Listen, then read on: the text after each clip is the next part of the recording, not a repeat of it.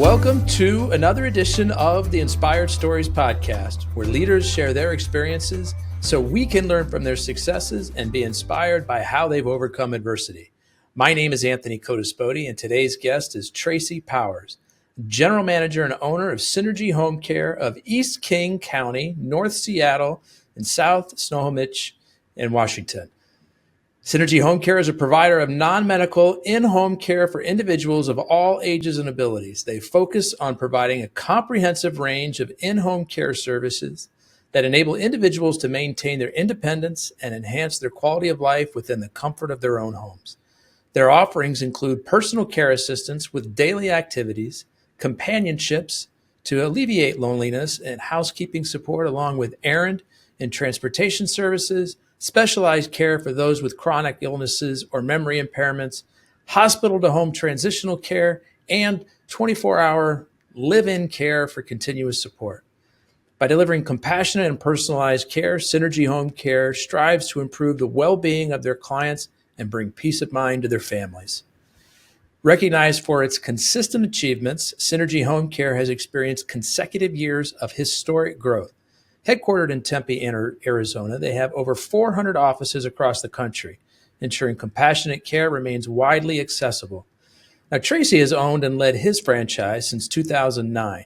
He continues to expand the reach of his team, ensuring people receive care that meets their unique needs.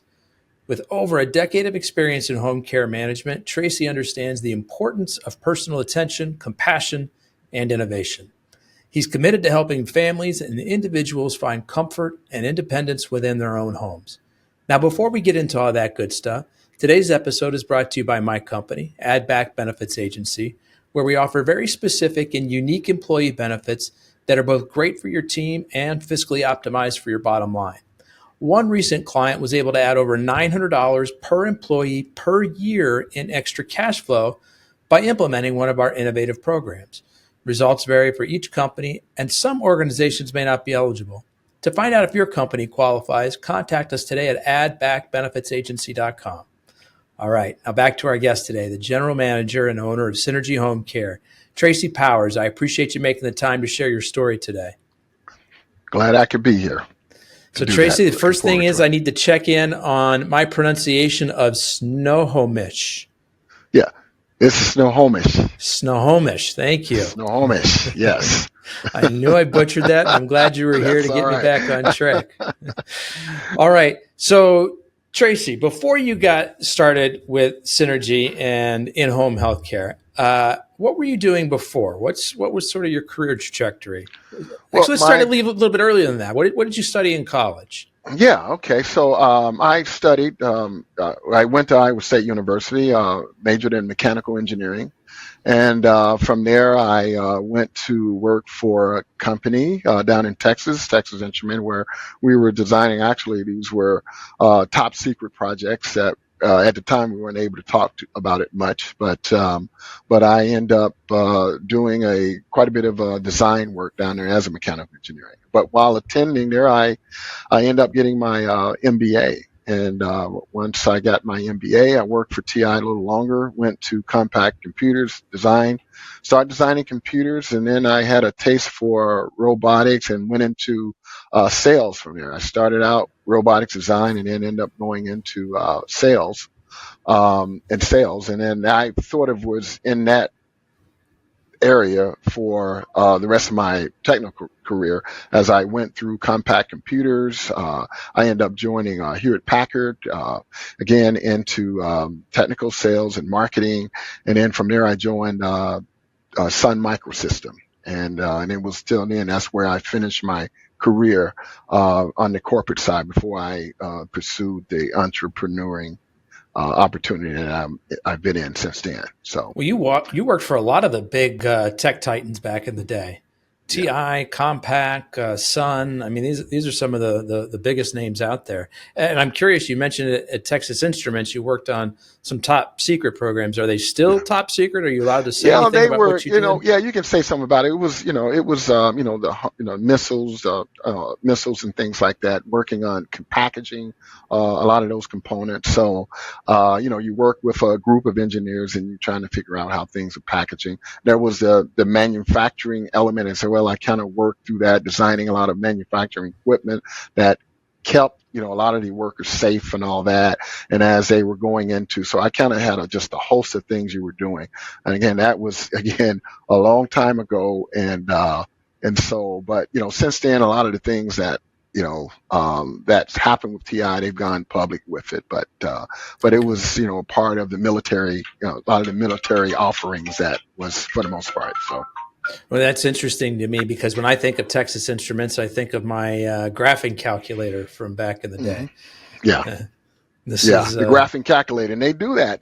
They did a lot of that, but they worked what a lot of, it was a lot of military applications that they have for it. They designed a lot of the warheads and things that were a part of missiles and all that when I worked for them. So, Okay. So before we talk about specifically why you chose synergy as an option, why did you decide to leave corporate America and start something on your own?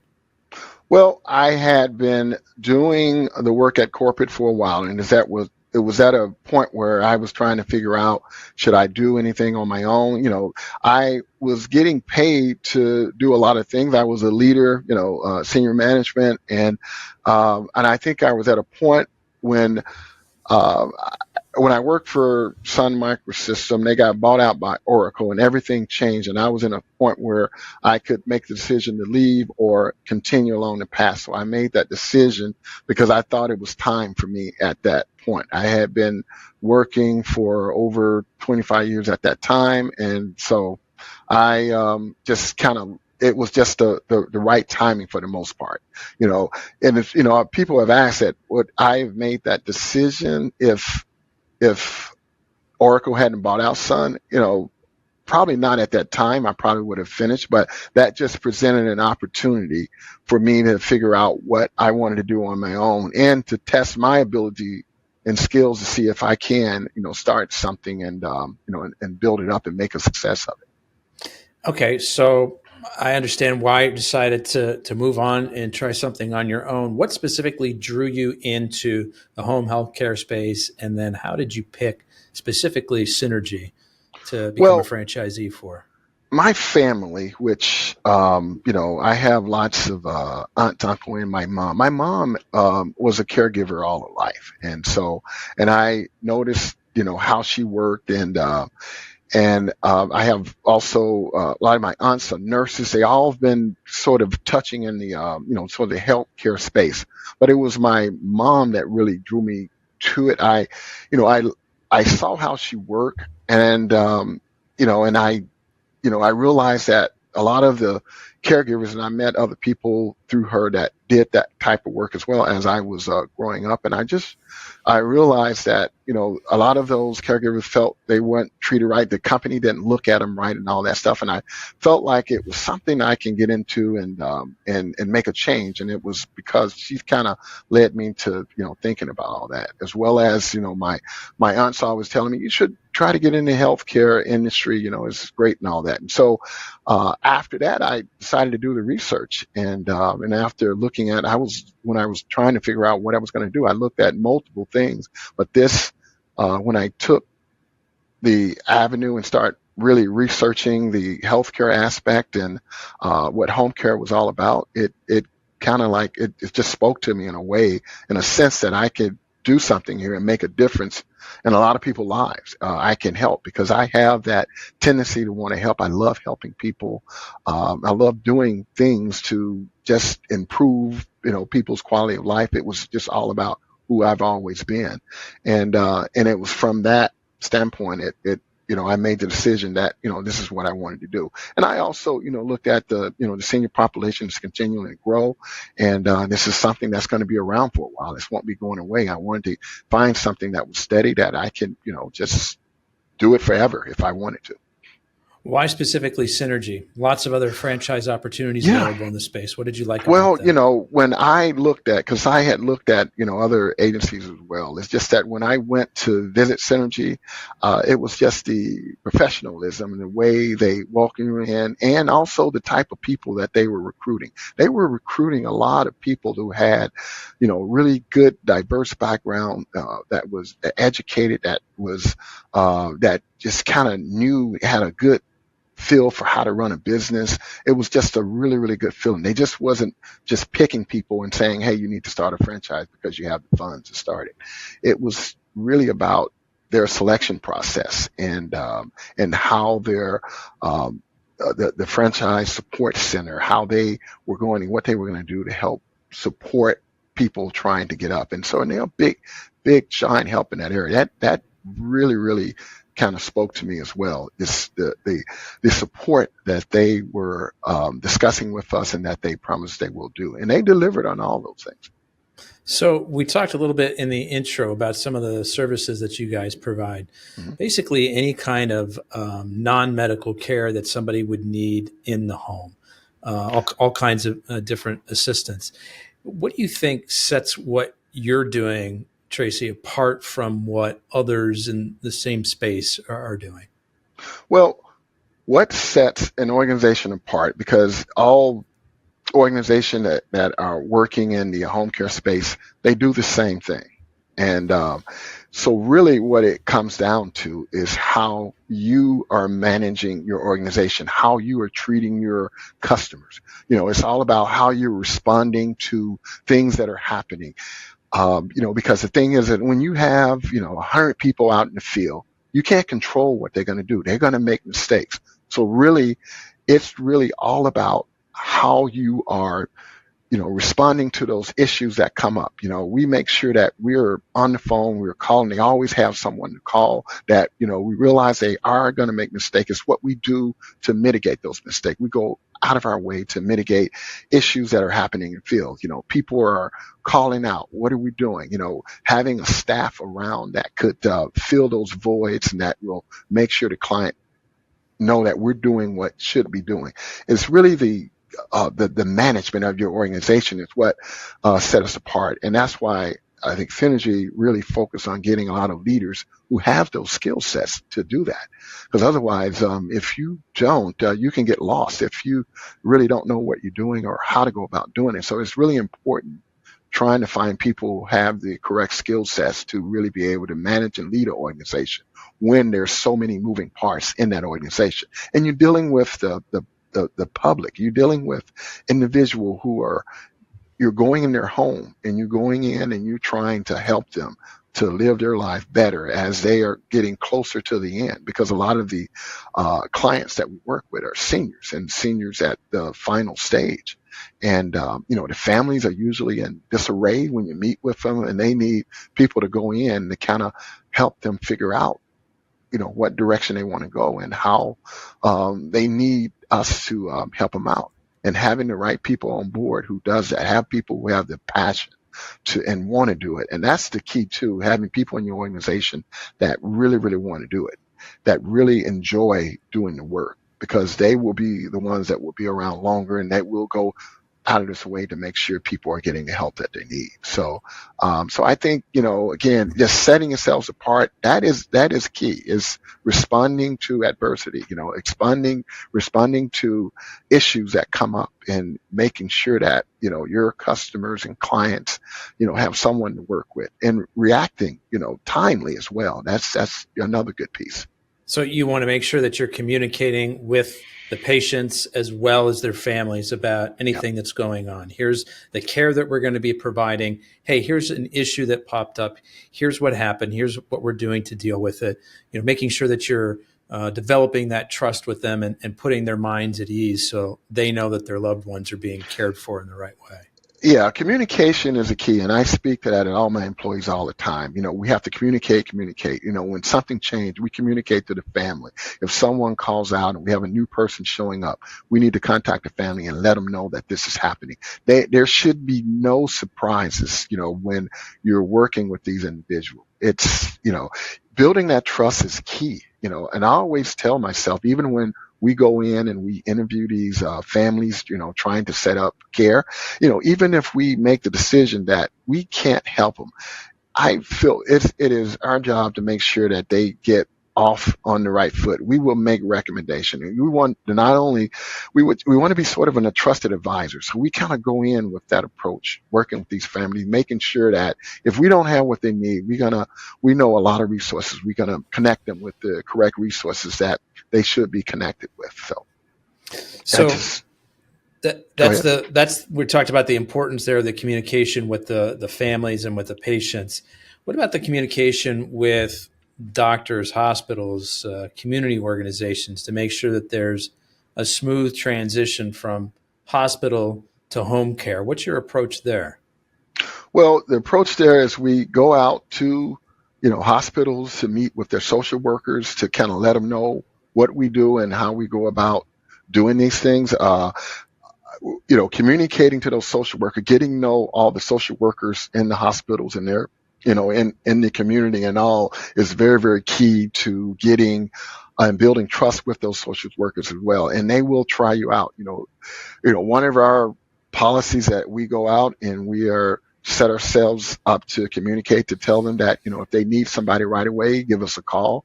We'll go to whatever length it takes to get them care in less than 24 hours. And it is difficult for some agencies to do that, having a fast response time because of the shortage of caregivers that are out there today. But going in and letting them know that you're capable of doing this just says a lot, because they may come out on a Friday when they have to discharge people out of the hospital and they need to be home with somebody. They want to be able to call. And so we go and we market to those hospitals, letting them know that, give us a call. Not only we ask them, like, try us out. We understand that you need to build trust, but try us out. And if we don't deliver, we understand why you're not, making a referral to us. And that's one of the things that we always ask for these social workers to build trust, as well as doctor's office. We have people that's going out, leaving information, trying to meet with these doctors to kind of let them know when individuals needs help. There's a ton of networking meetings where a lot of these folks that are trying to market other areas of home care where we meet and we kind of strategize. We work with those individuals to kind of spread the word on how we can go about supporting the community. We go to senior centers to work with those individual rehabs and things like that. We're out, just really marketing, letting them know, and that we're out there and that we can support you when you need it. Just trying to get them. You can call us when the need arises. So yeah, it strikes me, Tracy, that you are probably pretty constantly recruiting two different groups of people, right? You're trying to find new clients, new patient inflow, and at the same time, for every new patient that you get, you've got to have a caregiver that can service Yeah. them as well. Uh, Thinking about first the caregiver side of things, what strategies have you tried and found success with in terms of, first of all, finding those folks, recruiting good folks, and then once you've Yeah. got good folks, how do you hold on to them? Well, it's the recruiting is something that goes on constantly in home care because we need to have a strong bench. There's the people that we have in working, but we need to have a bench of caregivers that are sort of ready to work, when you call on them. So that is, one of the key things because I talk about the response time. If we're going to respond fast, we can't, when people need us, we can't go out and hire new people. We have to have those people ready to go. So we're constantly building our bench. Now, the problem with building a bench, if you don't have work for them, they go somewhere else and work. That's a huge problem. And we know that. And so we typically just build up our bench a little extra because we know when the work comes, when these caregivers, our field employees hear about opportunity, they will come over. And if you can keep them busy, they will stay with you. And that's just how it works in home care. So we're constantly, sort of working that. We're advertising through, the things like Indeeds, and we're putting information out. We have flyers out at churches and things like that to try to see who we can recruit, because the best caregiver, typically, it's just, my thinking on this here. Typically, the best caregivers are the ones that love to go out and volunteer. They tend to make the best caregivers. They have a giving heart because caregiver is one of those jobs where when you're going in someone's home and they feel good about caring for that individual, not just the money making thing, just that this is what they enjoy doing. And, and those are the people who tend to stick around long and they will be loyal to you. It's provided, if you, treated them right, of course, and doing things with them. And that's, one of the things that we focus on as well. But just the constant recruiting. And then we kind of know when we bring them in to interview, we have there are some that are around that they just love doing and some just running where they just want to, collect a check. And you have that, and that's not saying the ones that's there to collect check are not good caregivers, just that this is what they can do and this they want to do. But the great ones are the ones that it's just in their hearts and they just love doing it. They will be doing this even if they had a chance to do anything else. Okay, so that's the strategy for building, recruiting, retaining your bench. And then as you think about the patient side of things, in hearing you talk earlier, it sounds like maybe the best approach there has been developing relationships with doctors' offices, hospitals, people working in those discharge environments so that when they've got somebody who needs that care and needs it right away, you're the one that they think of. Yeah. And it's all about, branding, and that's where, the corporate office come in. They are doing their branding on the outside. And then to go out and you have to connect to people. We use the internet a lot. The pay-per-clicks, those are huge things when people are searching and looking for, home care. They go out, usually it's a family member, is realized that mom, dad, grandma, grandpa is having issues and they get on their phone and they start searching. So you want to make sure you show up from that standpoint, that they see you, and that gives you an opportunity because they may pick 2 or 3 agency they want to call, and then it's a sort of a competitive situation. And then they just have to feel whoever they feel good about, that's who they end up going with. So, but yeah, just that constant, where we get information out, there's the paid lead sources and everything that you go out. It's really just how you go out. You have to have someone that knowledgeable in developing your business and reaching all those touch points to get to those clients. But the internet is a huge strategy. If you can't, it is difficult to have a business without an internet strategy. And if you don't, not during these times, you're not going to do well. So you have to have some presence on the internet, and you got to invest, really heavily in that to keep your name on the forefront, because not only are you seeking out clients, but you're branding as well. You have those organic sites where you want yourself to show up and where people are looking, because a lot of times they have to touch those sites several times before they make a decision to do anything. And so you have to be located. And everyone knows that everyone has a cell phone in their hand and they're on that thing all the time when they're looking for anything. So you started the business back in 2009. You've been at this for over 15 years. Mm-hmm. As you think about that time, what was maybe the biggest challenge, personal or professional, that you had to work through? What was that like getting through it? And what were some lessons that you learned? Well, I think the really tests that I had, the biggest test, because not until then, it was during the pandemic. That was probably I would say the biggest hurdle, because before the pandemic, I was just on a constant rise. Never saw I just was doing things where I considered right enough where we constantly saw revenue growth for that entire time from 2009. But we got to the pandemic when the borders were shut. PPE became a big thing. The pricing with all the PPE just skyrocketed. We couldn't get gloves anywhere. No one wanted to go out, and we have this client base where all of a sudden your clients are kind of winging back, and they're afraid to let people in their homes and all that. So that was just huge, trying to navigate through that situation. The first year of the pandemic, we navigated okay because we were with people who really needed the care. It was the aftermath, the second and third year where things really went because the borders were closed. We hire a lot of immigrants, caregivers, a lot of caregivers that we hire, especially in the Seattle area.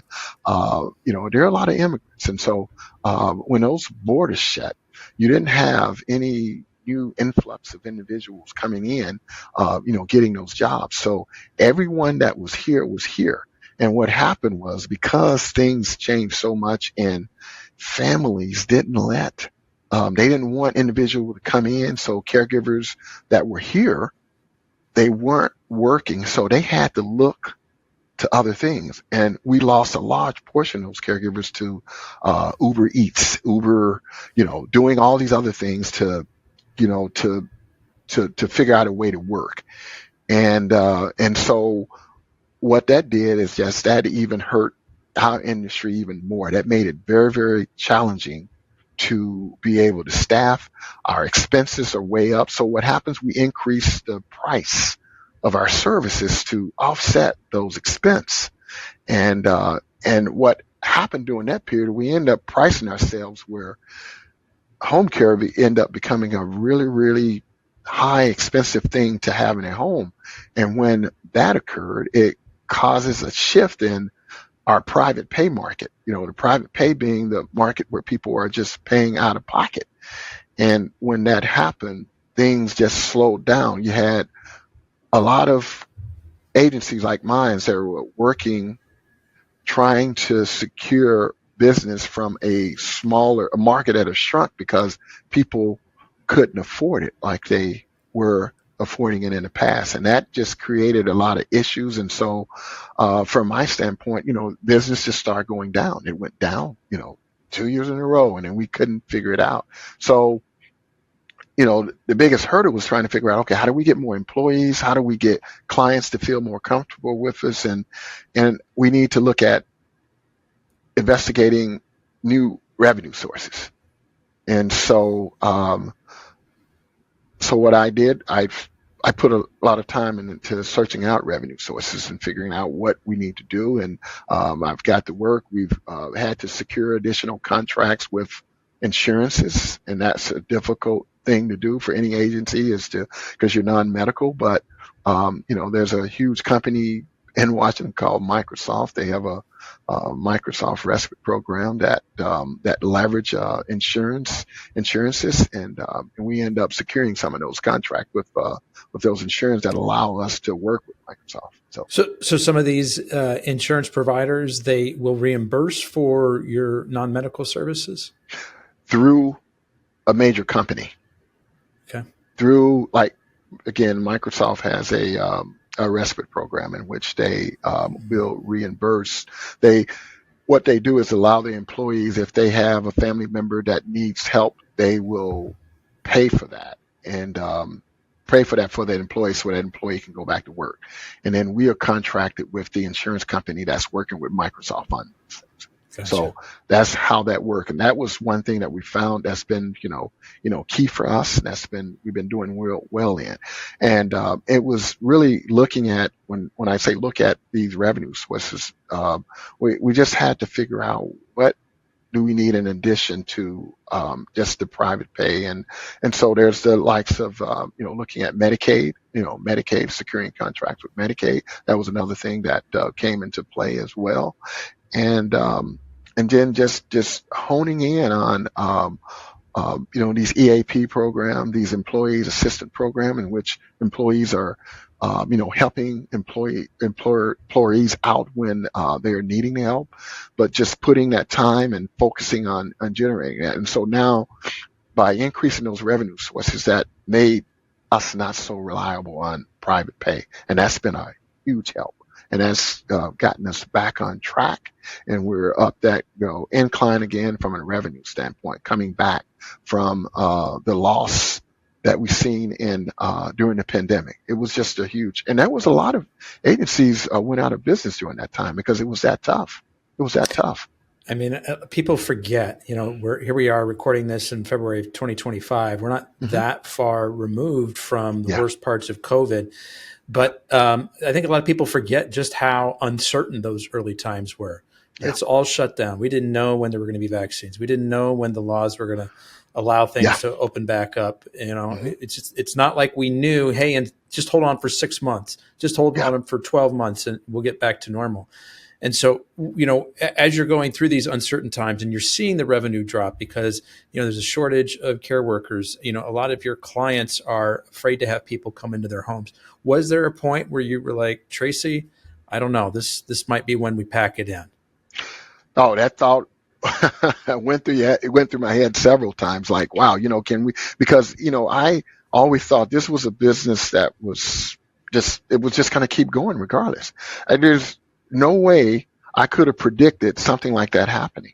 Where you were just stuck, you couldn't really do anything, and just nothing. So yeah, that the thought ran through my head a lot. So wow, if I don't figure this thing out, what are we going to do? And so, but no, I just hunkered down and look at, just what do we need to do and I start putting a lot of that energy on, some of these additional revenue sources and contract. And I was hoping we started trying to get more and more caregivers to come in and start working. And it was a very slow process, and we still, we end up getting business that we couldn't staff because of the caregiver situation. So you just have to keep pounding, pounding, pounding until you start seeing it start flow the other way. I knew it had to turn around. The question for me is, how long can I do it before it turned around?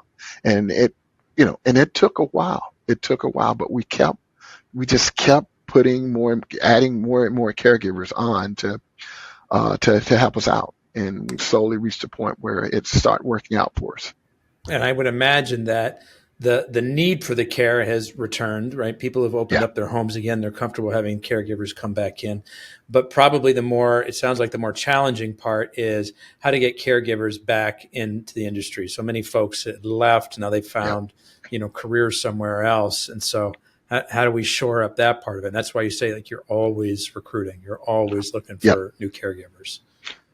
Yep. You have to always be looking to bring them in. And, one of the things to basically retain them, you have to treat these caregivers with the utmost respect too. And, I try to talk to as many as I can. We try to have little, things going on in office to, bring them in to just celebrate them being caregivers for us. We always looking at ways to make them feel good about what they do and what we're doing for them. We open up our office. They can come in and do any kind of training in the office for them if they need to do that. So our office is always open. So it's again, what got me started in this first place. I looked at how my mom did it, and I said I wanted to be a better organization than that. I want to be someone that is for the caregivers, because without the caregivers, you don't have anything at all. You are as good as the caregiver that you have work for. And if you don't get that right, you're not gonna make it. Not gonna make it at all. Tracy, if you had to recommend a book, a podcast, a course that's been helpful to you, that may be helpful to some of our listeners, what would it be? Well, there was a book that I haven't, read it in a while, and I was looking it up. Well, my phone is out now, so I'm trying to think of that.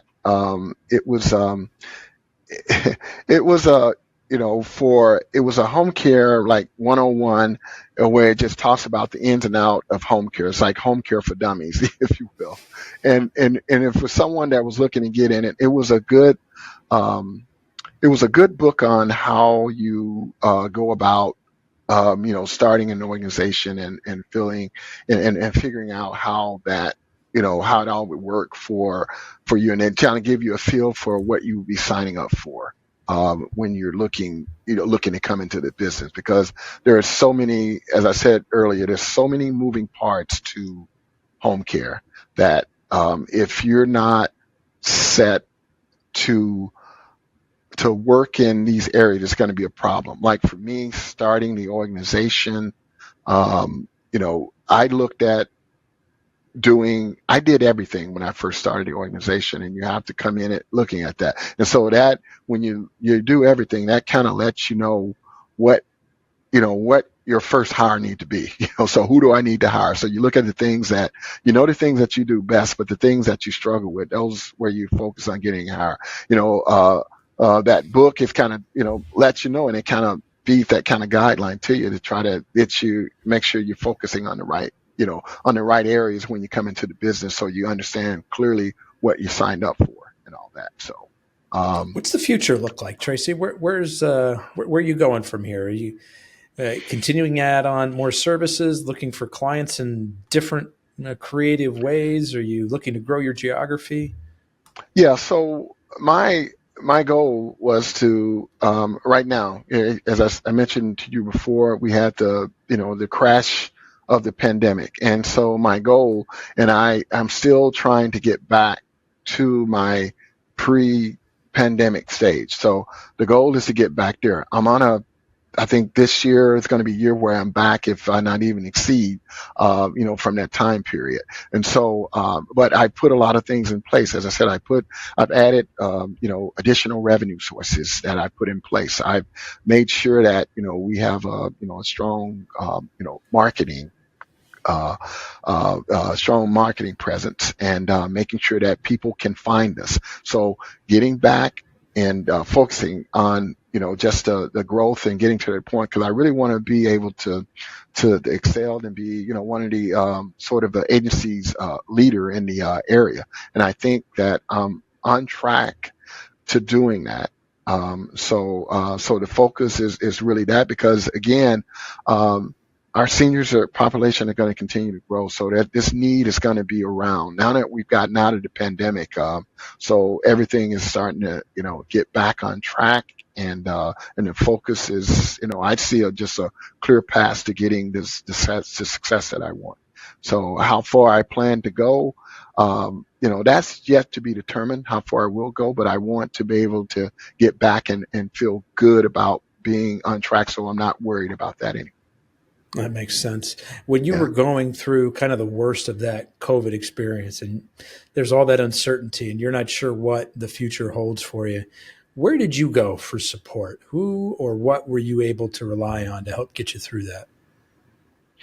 Well, I relied on some of the franchise partners. We meet, a lot and talk about the struggles and everything that we're having, and so that we can figure out what we should be doing and what we need to do to get things started. We have these brainstorming sessions, and it kind of helps.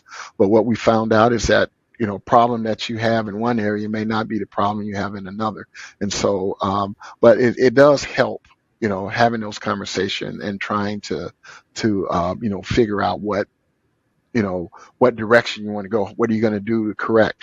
So I kind of see myself as a pioneer in this space, because I'm not afraid to take chances if I think that is something that's going to work.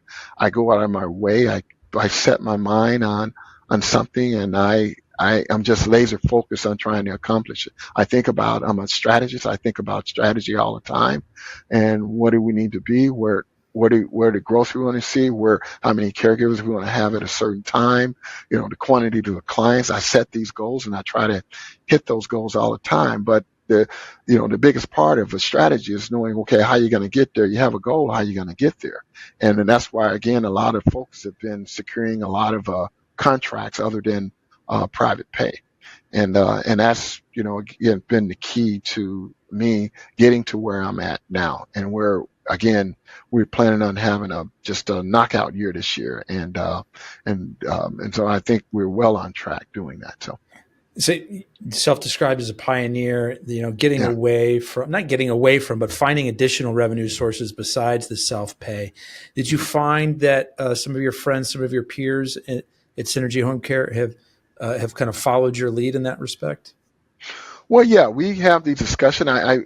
We talk about these things. Yeah, and some have followed lead. A lot of time we have our, franchise meetings or whatever. We have a lot of people come from all over the United States, and we all are always talking about. And you always leave that those with with people taking away information. A lot of people, when they when they see that I'm there, they like for us to talk because I know I'm always trying things new, and they're open to those ideas about what we're doing new. And I enjoy helping people to move on. I always express, well, this is working in our area. This is one of the things you should try to do.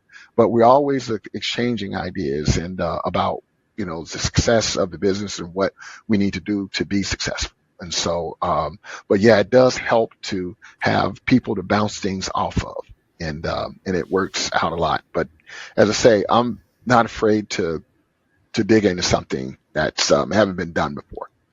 I'm a big fan of professional support groups, masterminds, networking Hmm. groups, whatever you want to call them. And I think Yeah, one of the neat things about the franchise model is what you've just touched on there, Tracy, which is you've got your own built-in networking / mastermind group with folks that know exactly your business model inside and out. And you're in different geographies, so you're not competing with each other. So there's just this natural willingness to share information and to support each other with ideas. yeah, and that really helps out a lot. Going to those meetings and having those conversations, and not only that, we have these regional meetings where that we're meeting monthly to just hear about things that are going on, to talk about problems, and that helps out as well. A lot of times, you don't have to participate just to go in and just hear about these things that are going on. It's truly helpful, and I think that that's one of the things that, again, that synergy that's bring on. They're great. They're the franchise support center. They go to the ends of the earth to make sure that, especially the people, because a lot of those franchise support center, a lot of the focus is on the newer offices that are coming up because they're the one that needs the most help. They rely on people who has been doing it a while to share their ideas with these people so that they can help get to where they want to be. And having a lot of these regional meetings allow that, because you get, newer people who are just don't have the knowledge or know-how and what it takes to get to first year to second year and what you have to do. And you have people that's been around long enough that will, let them, just take them by the wings and just help them out as much as they can. And I think, the groups that I work with Synergy, they enjoy helping one another out, and that's really a great thing, and that's what makes Synergy such a great organization.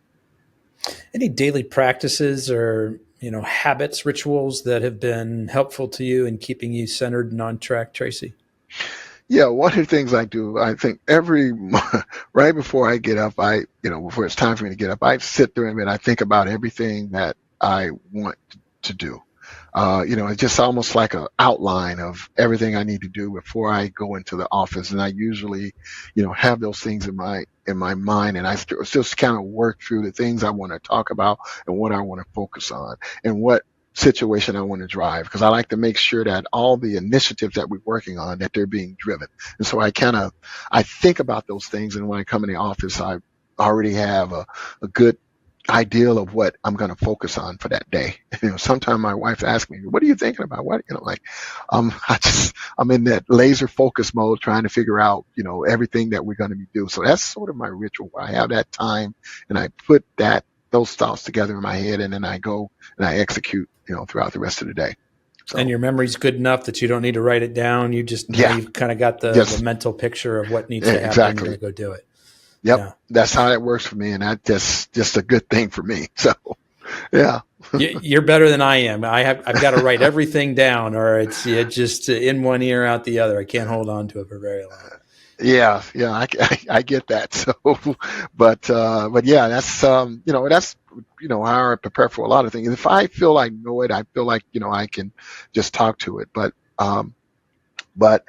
I just try to stay focused on the things that really, really need to be done, and making sure that I spend a lot of time trying to make sure that the people that work for me are, doing things that they love to doing. Because I always tell people that I manage by the individual, and not, you know, um, and not just focus on just getting a job done. I look at who they are, and I look at what their skill sets are, and I don't want to push them too far outside of their comfort zone, if you will, and just making sure that they're happy. And that's one of the things that leads toward retention as well, making sure that you don't push people a little bit too far or get them exposed to something that's going to cause, them to be working in a situation that's not good for them. So. In my experience, sometimes I'll make a mistake in my work or my personal life, and I'll be hard on myself about it. Yeah. But if I use that as a learning opportunity, years later, I will look back at that moment and I'll actually be grateful for it. It ends up being a great teacher. It pushed me to go in a different direction than what I was going. Can you think of a moment that you initially thought was a huge mistake, like, what was I doing? And now you look back on it with, gratitude because something better came out of it.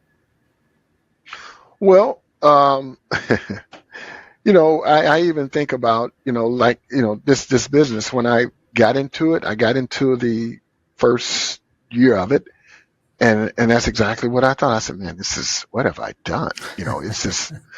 This is, cause I came from a background where I was working with, other engineers. I was working with, vice presidents and, working with the CEO and, working all these design, presenting to all these kinds of people, and to turn and go into home care where, now, I'm interviewing caregivers and who are some of the greatest people on the planet. I feel strongly about that. But it was just that change where I'm kind of like holding down the fort to every aspect. I'm in accounting. I'm a sales guy. I'm trying to recruit. I'm trying to figure out internet strategy. I'm looking at, the billing as it comes in, and I'm like, wow, and then when you're doing that for a while and you're trying to build up your organization, you wonder, wow. Before I only, working in a corporate environment, I was just focused on just that thing, selling these components or, giving someone advice on a component, and that was it. I didn't have to worry about anything else. But, having a business like this that has so many moving parts, I mean, yeah, I questioned that first year was a very questionable standpoint. But as I continue to go and things start moving and I got the hang of it, and I really got the nature of, dealing with the various people, I learned a lot about myself. I realized how versatile I can be because I'm dealing with all different levels of individuals that brings different things to, to the game. And so, for me, that was, a really, really big challenging part, and realizing it was a mistake, and I use this word grinding, because that's what it's truly all about, to pull yourself out of something that you think is not right, because I did question it for a while, and then it just started coming around, and it worked out great. So you started in 2009. Things were tough in the early days. Obviously, COVID happened years later, but thinking back before that, from 2009, how far along were you before you're like, okay, I got this. This is working. It's profitable. This is something I can stick with and pay my bills and, provide for my family with? I would say year 2.5, about 2.5 years into it. That's when things, turned around and it got to the point where, okay, I reached that point where it was profitable and it's paying the bills and all that stuff. And so, during that other time, of course, it was, I had to work, reduce salary from what I was accustomed to. But, I just felt strongly for me, you have to look at it from a roadmap standpoint. I looked at, it was a question for me, how long is it going to take me to get there? How long? Because I came from a corporate environment where my salary was a lot, it was, larger than than I thought it would take for me to get to that point. So I had a lot of gap. I had a lot of room to make up to get to the point from a salary standpoint. And, And it was like, and that's what I'm saying, the 2.5 year point was a point where I said, okay, now we're striving. And from there, it just started to go in the right direction. So, but yeah, it was something going through that time. As I think about it, it really was a Well, this is an challenging time. important part of the story Yeah. for people to hear, Tracy, Hmm. because these are the parts of the story that don't often get told.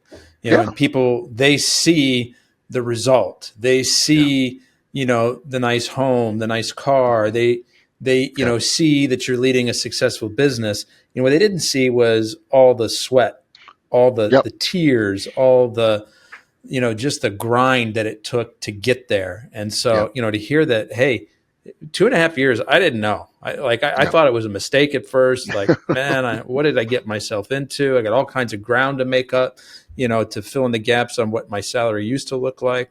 Yeah. So yeah, it's good for folks to hear this part. There's Yep. struggle there in the early days. Well, that's what they want to know because, when anyone gets in this business for the first time, and the franchise can't say anything to them about it. So what they do is say, why don't you talk with someone who's been doing it?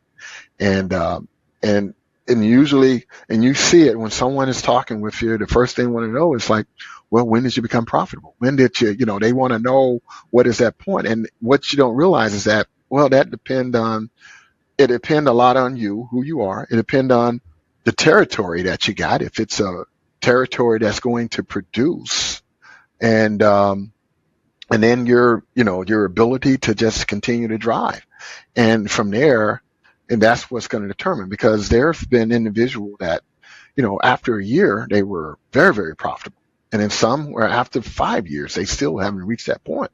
I mean, it really varies. But having the work ethics, having the know-how, is a key to being successful. And if you don't have any of those, and you think you're signing up for something that's going to be easy, I think you're going to make a big mistake. You have to be prepared for everything. You have to have some sense. You have to have some skill sets to be able to, to drive and see what, you can make of what you decided to go into. So. What's a piece of advice that you would give someone looking to enter into this field about best way to balance, obviously, that need, that desire for growth, but alongside of providing compassionate service at the same time?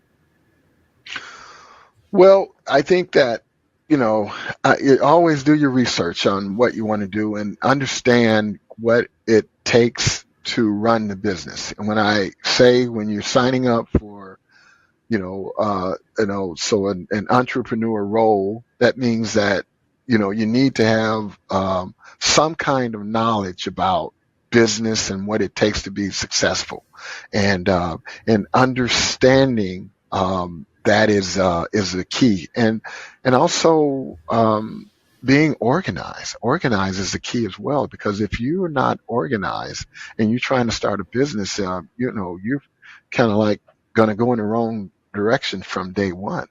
So, I mean, just, putting in the time to understanding what you signed up for, and then coming up with some initial strategy on what it's going to take, understanding, the roles that you think you can take on yourself and what you need to go out and bring some other people in to help you.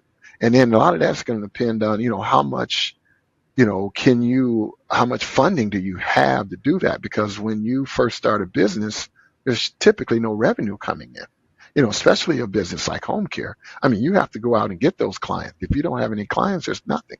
So you're looking at, making sure that you have the funding if you're going to bring someone on to be able to pay that individual to work for you.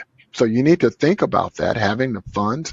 I always say, starting a business like here, you need to, there's a chance you might not take pay for a year and a half. Can you do that?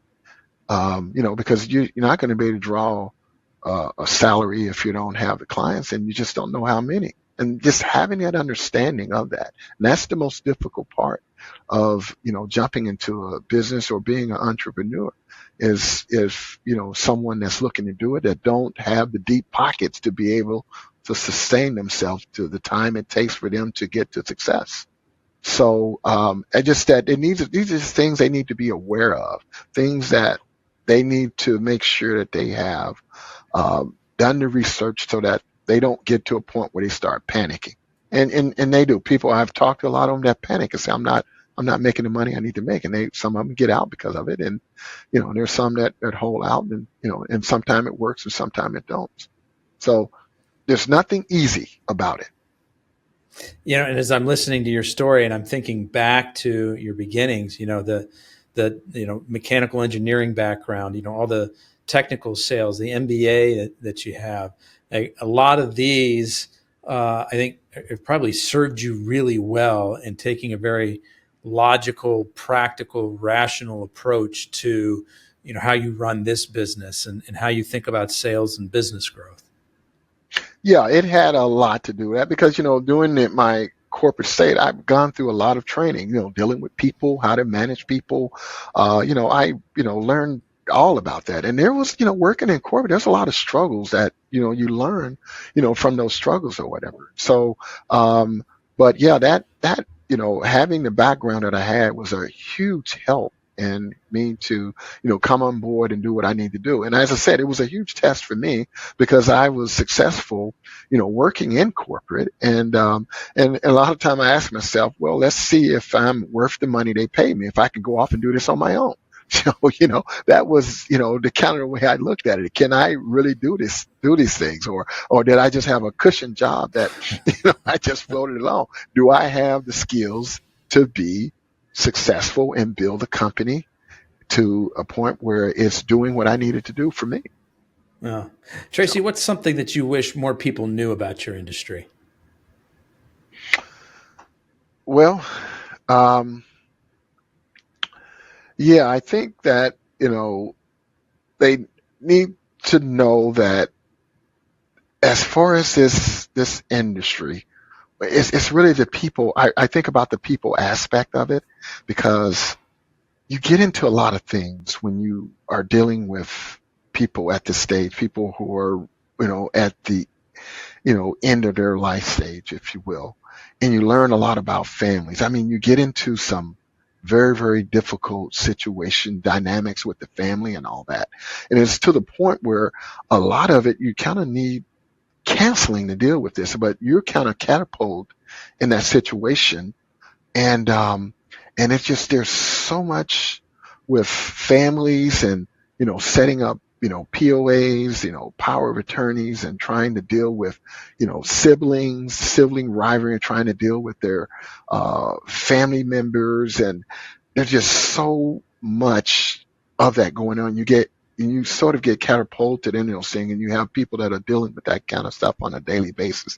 And it just doesn't go away. I mean, there's some really nasty stuff that can happen sometime with family members, and you feel like you're trying to, advise them on what direction they should go get help and all that. So, I mean, that's, it's like for a lot of people that work with me that's dealing with this in the field, it is a struggle sometime of the things that they have to deal with.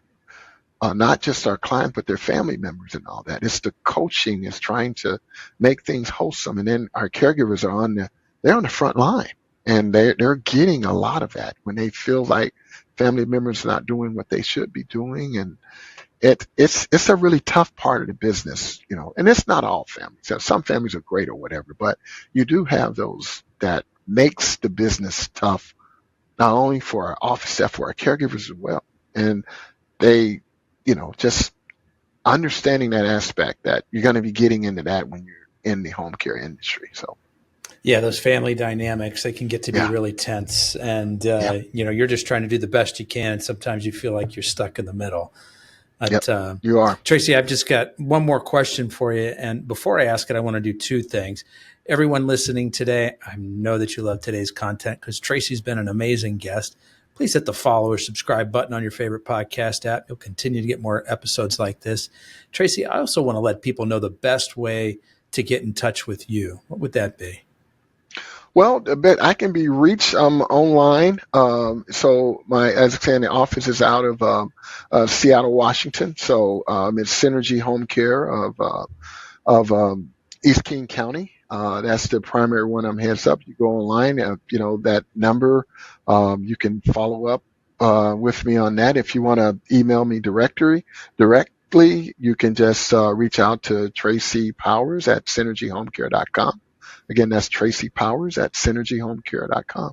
Be glad to follow up on any questions. You have any questions at all, you can also give me a call in the office. I can be reached just about any time of the day during business hours. So, Terrific. And we'll make sure we include all that information in the show notes too. okay. The last question I have for you, Tracy, is as you look to the future, what are the most exciting changes coming to the home care industry that you can't wait to see unfold? Well, I think the exciting changes that are coming are, is most likely at the federal level. In order, I mentioned earlier that the senior population is continuing to grow, and it's to the point where private pay is getting too expensive, and then a lot of people that are typically are even moving to Medicaid because things are just getting very, very expensive. So the future of home care is you're going to have these private insurances and Medicare to step in and help, offset these costs.